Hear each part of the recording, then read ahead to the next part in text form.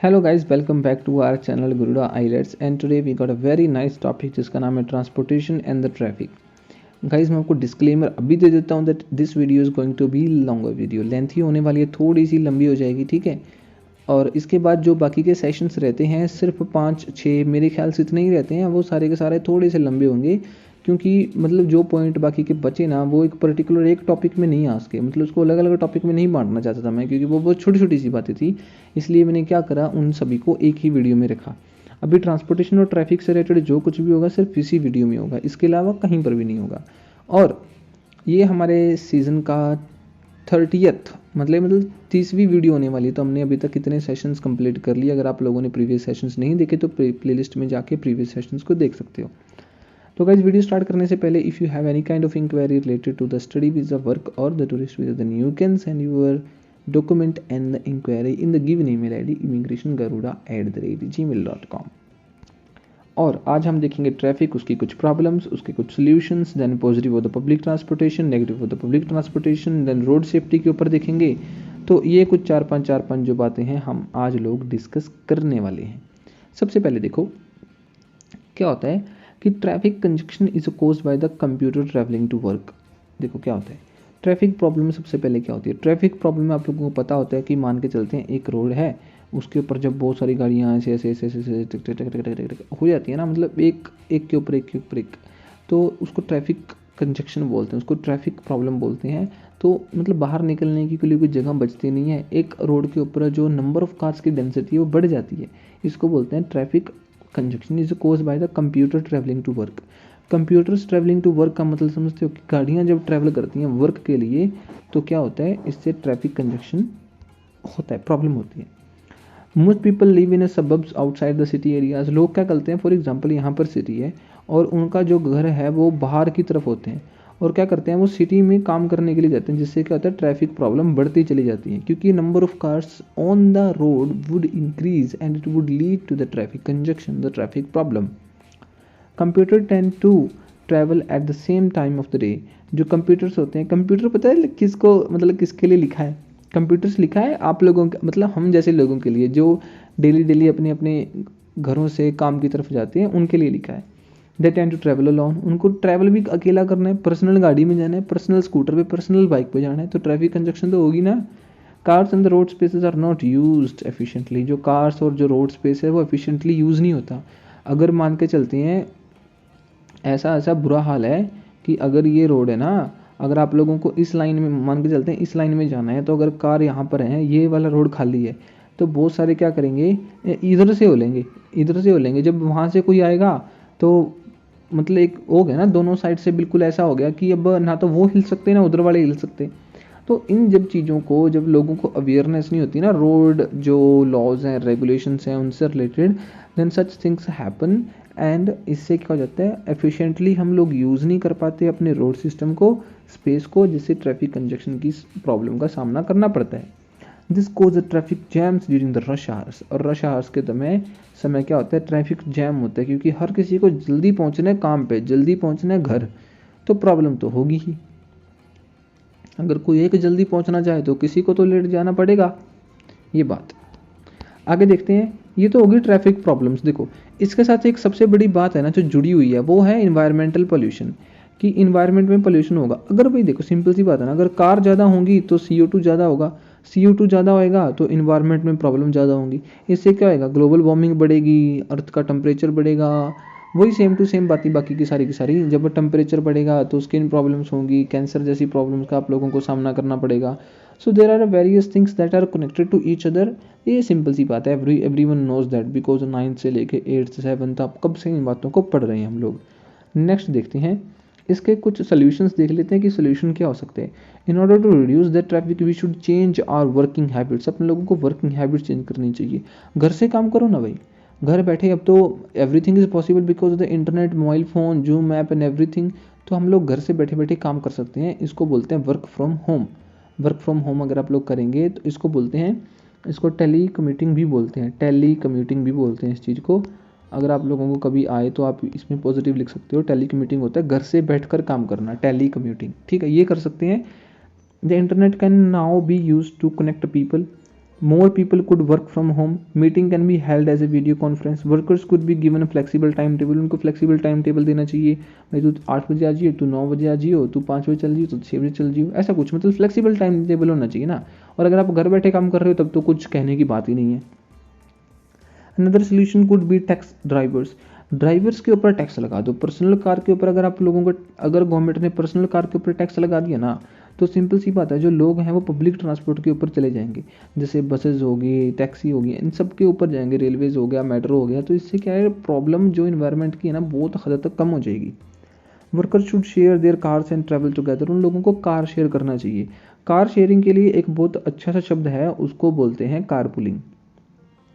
क्या आप, ये अच्छा शब्द है, इसको यूज़ कर सकते हो, इसको बोलते हैं कारपूलिंग। कारपूलिंग का मतलब होता है sharing your personal car with other people. For example, if you are going from Noida to Delhi and you are 4 guys and you are having a different car, then instead of going in a 4 car you can go in a 1. That is called the carpooling. Got it? In London for example there is a congestion charge. तो conjunction charge है, जिस road पे conjunction हो गया उन सभी कारों के ऊपर टैक्स लगा दो।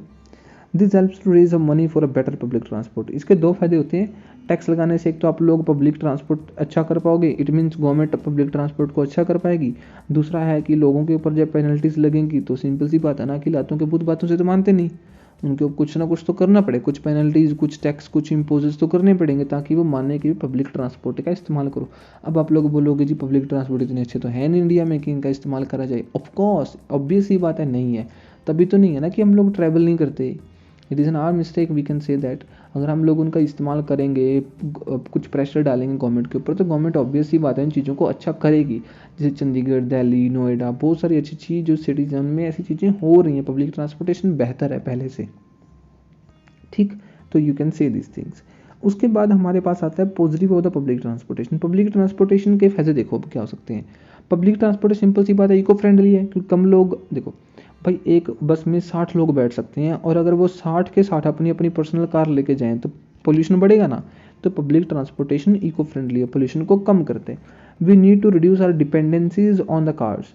Parking a car can be extremely difficult in big cities. Big cities में एक तो जगह पहले ही कम है, रहने के लिए जगह नहीं है, तो ऊपर से कार पार्किंग के लिए कहाँ से जगह मिलेगी। पब्लिक ट्रांसपोर्टेशन में जाओ, कार पार्किंग की प्रॉब्लम ही ख़त्म। Well design transport system are comfortable and convenient. जो ट्रांसपोर्ट सिस्टम अगर वेल डिज़ाइन हो तो मतलब पब्लिक ट्रांसपोर्टेशन, तो क्या होता है वो कंफर्टेबल और कन्वीनियंट बन सकते हैं, जो लोगों के लिए भी अच्छा होगा। Modern public transport can be fast and cheap. जो मॉडर्न पब्लिक ट्रांसपोर्ट है वो ज़्यादा सही और चीप हो सकते हैं। फॉर एग्जांपल, इसका सबसे अच्छा एग्जांपल है metro. Now Delhi connect with the every major nearby cities and it is very very fast and cheap. Public जो पर्सनल ट्रांसपोर्ट है उसके मुकाबले में तो बहुत ज़्यादा सस्ता और चीप है। क्या? मेट्रो। तो हम क्या कर सकते हैं, बड़ी बड़ी सिटीज़ को इस तरीके से कनेक्ट कर सकते हैं, एक के साथ दूसरे के साथ, जो कि सस्ता भी है और रिलायबल भी है। ठीक, जैसे फॉर एग्जांपल अगर मेरे को यहाँ पर मेरे नियर बाय सिटी है वहाँ पर जाना होगा, अगर मैं पर्सनल कार या पर्सनल बाइक लेके जाऊँ तो तेल तो आप लोगों को पता है कितना महंगा है। अगर मैं जाता हूँ पब्लिक ट्रांसपोर्टेशन पे तो लगभग प्राइस हाफ रह जाते हैं, हाफ से भी कम रह जाते हैं। तो देखो कितना सस्ता है, सही ना। Public transportation can help to reduce the pollution. वही same to same but I told you already that pollution इससे कम हो जाएगा, पोल्यूशन बेहद कम हो जाएगा, बहुत इंपॉर्टेंट है। इसका जो सबसे जो पब्लिक ट्रांसपोर्टेशन को अगर बाइंड अप करना हो ना आप लोगों को, तो ये फास्ट है, ये चीप है, ये पोल्यूशन फ्री है, इको फ्रेंडली है। तो आप मोटी मोटी बातें तो ये निकल के आती हैं। Investment in buses and trains will ease traffic congestion. जब बसेज और ट्रेन्स बढ़ेंगी तो ट्रैफिक कंजक्शन ऑब्वियस सी बात है ख़त्म होगा। Buses can be given a special lanes to avoid traffic. तो बसेस को एक स्पेशल लैंड प्रोवाइड करी जा सकती है। जैसे फॉर एग्जांपल इन चंडीगढ़ में क्या है कि बसेस के लिए एक सेपरेट रूट है, तो बसेस को कहीं पर ऐसे क्रॉस सेक्शंस पर रुकना नहीं पड़ता। कहाँ पर नहीं रुकना पड़ता, जैसे रेड लाइट पे उनको बहुत जगह रुकना नहीं पड़ता, उनके लिए सेपरेट जगह है, वो साइड में से निकल जाती हैं ऐसे चंडीगढ़ में। तो ये भी एक अच्छा, एक गवर्नमेंट की तरफ से एक वेल स्टैब्लिश सिटीज़ में हो सकता है। तो पब्लिक ट्रांसपोर्टेशन के फ़ायदे हैं सबसे ज़्यादा, ये कॉस्ट इफेक्टिव है, चीप है, पोल्यूशन फ्री है, इको फ्रेंडली है, और उसके बाद ये फास्ट भी है। ठीक है, तो ये इसके पॉजिटिव हो सकते हैं हमारे पास। देन उसके बाद आते हैं negative of the public transportation, देख लेते हैं क्या है। Public transport if often slow and unreliable. Unreliable है और हल्की सी स्लो है। हल्की सी स्लो है कि आपको बार बार कहीं ना कहीं रुकना पड़ेगा। अनरिलायबल है, ये नहीं पता कि कब रुक जाए। ठीक है, अगर आज चल रही है ये नहीं पता कि बस कल रुक जाए। हमारे गांव में तो कभी कभी ऐसा होता है कि अगर 4-5 दिन बस आई, 5वें दिन के बाद आए ना, क्यों ना आए, क्यों ख़राब होगी जी बस, अनरिलायबल है ना। पर्सनल व्हीकल तो ऐसा नहीं है ना, हम लोगों को पहले पता होता है कि कल जाना है तो आज मेरा व्हीकल सही है। सो अनरिलायबिलिटी कहीं ना कहीं आ जाता है, भरोसा हम लोग नहीं कर सकते पब्लिक ट्रांसपोर्टेशन के ऊपर। Metro system and trains are often dirty and crowded. Metro station में इतनी ज़्यादा सफाई होती नहीं है, ठीक है, वो क्राउडेड होती हैं, बहुत भरी भरी होती हैं, तो ये भी एक नेगेटिव एग्जाम्पल है। अनरिलायबल इसीलिए मान के चलते हैं, मेरे को जाना है, अब चंडीगढ़ जाना है, अगर यहाँ से लेके एक सिटी तक मैंने बस पकड़ ली, तो मेरे को क्या पता कि आगे मेरे को बस मिल भी जाएगी या नहीं मिल जाएगी, नहीं पता ना। जबकि पर्सनल व्हीकल में तो पता है कि भाई मैं यहाँ से लेके चंडीगढ़ तक चला जाऊँगा। This is anything things. People feel like a sardines in a car. देखो सैडीनेस इन अ कार्स मतलब क्या होता है, people feel like sardines in a cars. देखो यहाँ पे क्या है ना, मैंने शायद ये मैं भी मैंने गलत लिख दिया। क्या है कि सैडीनेस इन कार्स को आप पब्लिक ट्रांसपोर्टेशन लिख सकते हो। सैडीनेस का मतलब क्या होता है कि इस शब्द का मतलब है फॉर एग्जांपल कि आपको एक किसी बॉक्स में बहुत सारे लोगों को ऐसे पैक्ड, मतलब बिल्कुल जहाँ पे खड़े होने की जगह नहीं है, उसको बोलते हैं सैडीनेस। मतलब पैक्ड, बिल्कुल कन्फाइंड चीज़ों को सैडीनेस बोलते हैं।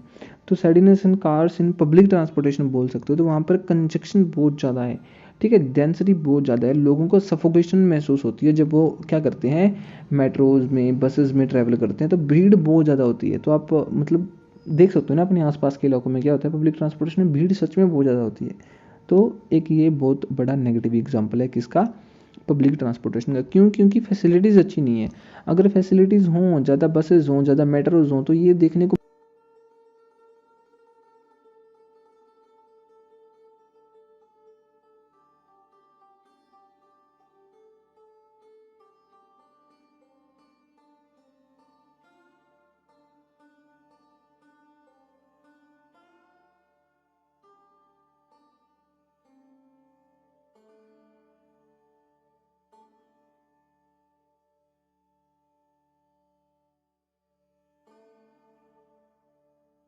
It's your personal car and it's your liability.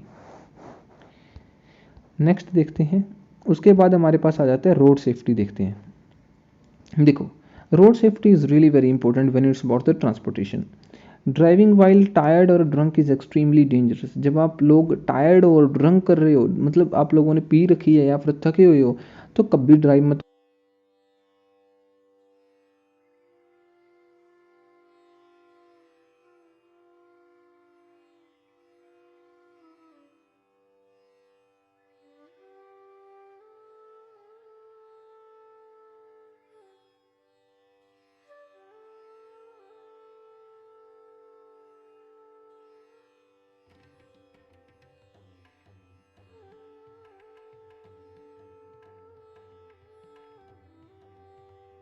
तब आप लोगों को ये जो वर्ड्स हैं, सेंटेंस हैं, बड़ी हेल्प करने वाले हैं। They draw the drivers attention away from the road. एक कार आया, मतलब आपको फ़ोन आया, कान पे लगाया, आप लोगों को पता नहीं कार कहाँ जा रही है, और फटाक से क्रैश कोलैप्स, पता नहीं, सब कुछ एकदम से खत्म, धुंधला हो जाता है। बस पब्लिक ट्रांसपोर्टेशन आया भाई, सुना आप लोगों ने हॉर्न, सुना नहीं सुना होगा शायद। The use of phone while driving has been ban in many countries. तो बहुत सारी कंट्रीज़ में चीज़ें बैन हो चुकी हैं और गवर्नमेंट को करनी भी चाहिए। सीट बेल्ट्स का उपयोग करना चाहिए। When there is a two wheeler अगर आप जा रहे हो, then you should use the helmet. Punishment होनी चाहिए, स्ट्रिक्ट पनिशमेंट होनी चाहिए। कैंप लगाना चाहिए। मैंने आपको बोला था ना एक दिन के वीडियो में कि अगर जब भी कोई सोल्यूशन वाला ऐसे आए तो 3 चीज़ें याद रखना गवर्नमेंट, याद रखना पर्सनल, और याद रखना मीडिया। और पर्सनल में सोसाइटी और मीडिया में सोसाइटी याद रखना। कैसे? देखो कैसे कि फॉर एग्जांपल गवर्नमेंट क्या करेगी, गवर्नमेंट स्ट्रिक्ट रूल बनाएगी, है कि नहीं, गवर्नमेंट स्ट्रिक्ट क्या बनाएगी, रूल बनाएगी, और चीज़ों का क्या करेगी, बैन करेगी। सिंपल सी बात हुई कि नहीं हुई है। और पर्सनल में क्या आ जाता है, पर्सनल में आ जाता है कि आप लोगों को ये मोबाइल फ़ोन ऐसे इस्तेमाल नहीं करना चाहिए, एक्सट्रीमली डेंजरसफुल है, आप लोगों को थोड़ी अटेंशन रखनी चाहिए। और मीडिया और सोसाइटी में क्या आ जाएगा, मीडिया कैंप लगा सकती है, लोगों को अवेयर कर सकती है, ये सब चीज़ें आ जाती हैं। तो ये 3 तो फैक्टर ऐसे हैं कि हर जगह आपकी किसी भी प्रॉब्लम का सोल्यूशन बन सकते हैं बड़ी ईजिली, है ना। देखो आगे देखते हैं। स्पीड कैमराज लगाए जाने चाहिए, बहुत सारी कंट्रीज़ में है भी, जिससे पता चल जाता है कि स्पीड ज़्यादा तो नहीं है कार की, बाइक की, और अगर ज़्यादा है तो उनको पकड़ लिया जाता है। Speed bumps are another form of the traffic calming. Speed bumps आगे जो आप बोलते हैं ना कि क्या बोलते हैं इनको, स्पीड बम्प्स को, यार एक तो नाम भूल जाता हूँ बड़ी जल्दी, आई डोंट नो कि क्या प्रॉब्लम है ये मेरे साथ। स्पीड बम्प्स, स्पीड ब्रेकर्स होने चाहिए, जैसे स्कूल के आगे लगा लो, ठीक है। अगर कोई पब्लिक प्लेस है उसके आगे स्पीड ब्रेकर लगा लो, जिससे क्या हो जाएगा, जो व्हीकल्स हैं वो अपने आप स्पीड स्लो करेंगे और स्लो करने के चक्कर में क्या हो जाएगा, एक्सीडेंट्स बहुत ज़्यादा कम हो जाते हैं। Many streets are design with the aims of slowing the traffic down.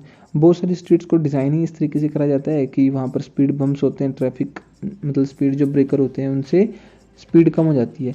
लेकिन हमारे इधर तो भाई मतलब बम इतने बड़े बड़े हैं ना वो ब्रेकर्स, पूछो ही मत, बंदा हवा में ही निकल ले अगर कोई स्पीड में हो तो।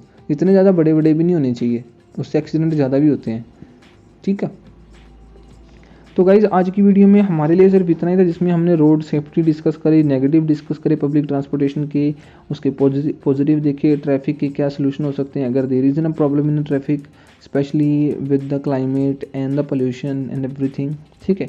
तो आज की वीडियो में सिर्फ इतना ही। होप आप लोगों की वीडियो अच्छी लगी होगी। अगर लगी तो डोंट फॉरगेट कि आप हमारे चैनल को सब्सक्राइब करें, लाइक करें, शेयर करें और कमेंट सेक्शन में अपना फीडबैक तो बिल्कुल भी देना मत भूलना, because it's really very important. मेरे को इंकरेजमेंट मिलेगी, मेरे को एक फीडबैक मिलेगा ताकि मैं अपनी वीडियो को और ज़्यादा इंप्रूव कर सकूँ। तो इसी के साथ गाइज मिलते हैं आपको नेक्स्ट वीडियो में। तब तक के लिए जय हिंद, जय भारत।